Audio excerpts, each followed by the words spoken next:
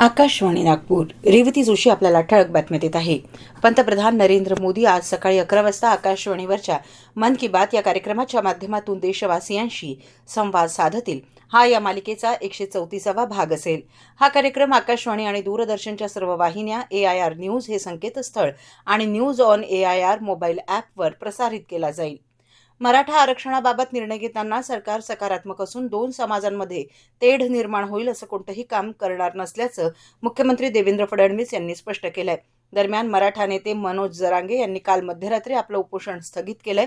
राज्य सरकारच्या शिष्टमंडळासोबत झालेल्या सविस्तर आणि सकारात्मक चर्चेनंतर जरांगे यांनी हा निर्णय घेतला. भारतीय वस्त्रोद्योग क्षेत्रात कापसाची उपलब्धता वाढवण्यासाठी आणि वाढत्या किमतींवर नियंत्रण ठेवण्याच्या उद्देशानं केंद्र सरकारनं एक महत्त्वपूर्ण निर्णय घेतलाय. सरकारनं कापूस आयातीवर आकारण्यात येणारे सर्व सीमाशुल्क तसंच कृषी पायाभूत सुविधा आणि विकास उपकर यामधून तात्पुरती सूट देण्याची घोषणा केली आहे. शेतकऱ्यांनी चालू खरीप हंगामामध्ये केवळ DAP खतांवरच अवलंबून न राहता बाजारामध्ये उपलब्ध असलेल्या पर्यायी खतांचाही वापर करावा असं आवाहन कृषी विभागाच्या वतीनं करण्यात येत आहे. राज्यामध्ये गेल्या 3 वर्षात खरीप हंगामात 44 लाख मेट्रिक टन रासायनिक खतांचा वापर झालाय.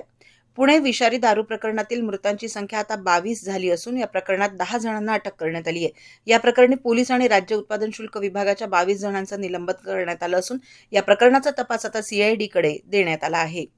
महाराष्ट्र राज्य ITI निदेशक संघटना नागपूर विभागाच्या वतीनं विभागीय मेळाव्याचं आयोजन आज सकाळी 10 वाजता श्रद्धानंद पेठ येथील मुंडले पब्लिक स्कूल्स परिसरात शासकीय ITI समोर करण्यात आलाय. या मेळाव्यात नागपूर विभागातील 6 जिल्ह्यांमधील ITI निदेशक मोठ्या संख्येनं उपस्थित राहणार असल्याची माहिती संघटनेच्या पदाधिकाऱ्यांनी दिली.